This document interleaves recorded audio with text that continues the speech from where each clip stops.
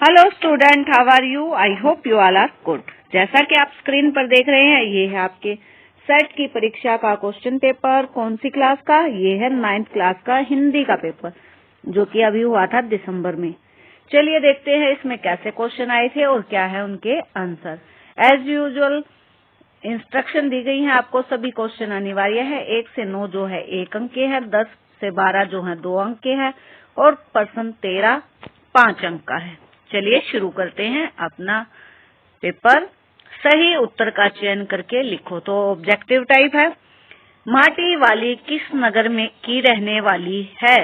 तो प्यारे बच्चों, माटी वाली एक बहुत ही प्यारा, हृदय को स्पर्श करने वाला, करुणादायक पाठ है। आपने पढ़ा होगा तो। क्या है? कौन से नगर में रहती थी माटी वाली? टिहरी नगर में। कौन से में? टिहरी। अगला है प्रश्न 2, हिंदी भाषा किस लिपि में लिखी जाती है? तो प्यारे बच्चों, आपको पता ही होगा हिंदी कौन सी में लिखी जाती है? देवनागरी में। और पंजाबी गुरुमुखी में। अंग्रेजी भाषा कौन सी लिपि में लिखी जाती है? रोमन। देखो, मैंने एक साथ ही 3 क्वेश्चन के आंसर दे दिए हैं, तो आप याद रखिएगा। अगला है प्रश्न 3, पानी का पर्यायवाची शब्द है जल। बिल्कुल है। अंबु, अंबु का अर्थ भी पानी होता है। तोए, तोए का अर्थ भी पानी होता है। तो आपका उत्तर क्या होगा? सभी समझ गए होंगे। आपका उत्तर है घ, सभी। चलिए नेक्स्ट है, विस्तार का विलोम शब्द क्या है? विस्तार यानी कि फैला हुआ, बड़ा। तो इसका अपोजिट क्या होगा?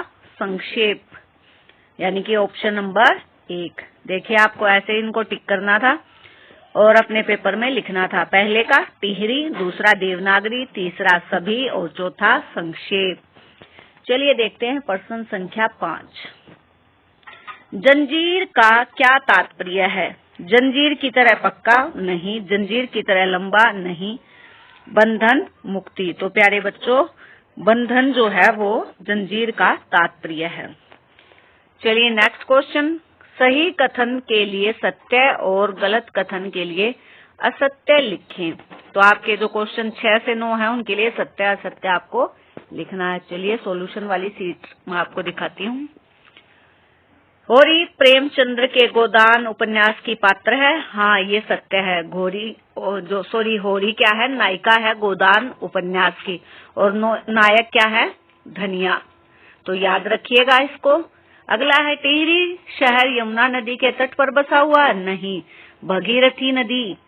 भगीरथी कौन सी है? गंगा नदी के तट पर है। तो असत्य होगा ये। भाषा शब्द संस्कृत की भाष धातु से बना है।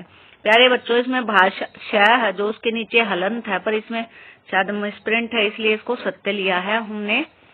ठीक है। क्वेश्चन नंबर 9 है, आकाश का पर्यायवाची शब्द अंबक है। तो अंबक से कंफ्यूज मत होना, आकाश नहीं है। अंबक आंख का पर्यायवाची है। अंबक यहाँ पे अंबर अलग होता है, ठीक है, अंबर होता है, अंबक नहीं होता। तो क्या होगा? ये असत्य होगा। चलिए नेक्स्ट है हमारे क्वेश्चन प्रश्न 10, प्रेमचंद्र आडंबरहीन जीवन में विश्वास रखते थे। इस कथन की समीक्षा कीजिए। तो जब आप प्रेमचंद जी की जीवनी पढ़ते हैं तो आपको क्या पता चलता है उनके बारे में? यही उसका उत्तर है। देखिए कैसे थे प्रेमचंद जी। प्रेमचंद एक सीधे साधे व्यक्ति थे। वह धोती कुर्ता पहनते थे, साधारण तरीके से रहते थे और जीवन के संघर्षों से नहीं घबराते थे। सादगी से जीवन जीते थे। उनको दिखावा करना पसंद नहीं था। इस कारण हम कह सकते हैं कि प्रेमचंद्र आडंबरहीन जीवन में विश्वास रखते थे। आपने देखा होगा ना कि वो फटे जूते ही पहन के चले गए थे। कटाक्ष वाला चैप्टर आपने देखा होगा ना, उसमें प्रेमचंद को कोई फर्क नहीं पड़ता कि उसने क्या पहना है। तो उनको आडंबर करना नहीं आता था। चलिए नेक्स्ट क्वेश्चन है प्रश्न 11, माटी वाली को लोग किस कारण से जानते थे? अभी हमने बताया था ना माटी वाली कहाँ रहती थी? टिहरी शहर में। तो क्या करती थी वो? माटी बेचती थी। कैसी? लाल माटी। वह इसी कारण सब उसको जानते थे। तो प्यारे बच्चों, यही है हमारा उत्तर। देखिए कैसे लिखना है। माटी वाली टिहरी शहर में घर घर चूल्हे पोतने की लाल मिट्टी बेचती थी। वह अकेली थी जो शहर में लाल मिट्टी बेचती थी। इस कारण शहर में प्रत्येक व्यक्ति उसको जानता था। किस कारण जानते थे? पता चल गया? लाल मिट्टी बेचने के कारण। अगला है प्रश्न 12, भाषा किसे कहते हैं? व्याकरण से लिया गया है।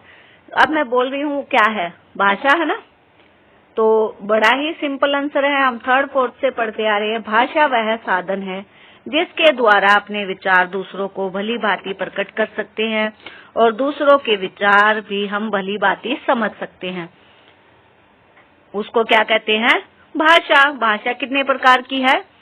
भाषा वैसे तो अब 3 प्रकार की हो गई है, सांकेतिक भी इशारे करते हैं ना, लेकिन वो अभी हम नहीं लेते, तो 2 प्रकार की, बोलकर और लिखकर। आप समझ गए होंगे प्रश्न 12 का उत्तर। चलिए नेक्स्ट है 5 नंबर वाला क्वेश्चन आपका, भूख मीठी की भोजन मीठा से क्या अभिप्राय है? क्या आपको पता है कौन से पाठ से लिया गया है ये प्रश्न? बिल्कुल सही, माटी वाली जो पाठ है उससे लिया गया है ये प्रश्न। चलिए देखते हैं इसका उत्तर। भूख किसी स्वाद को नहीं पहचानती।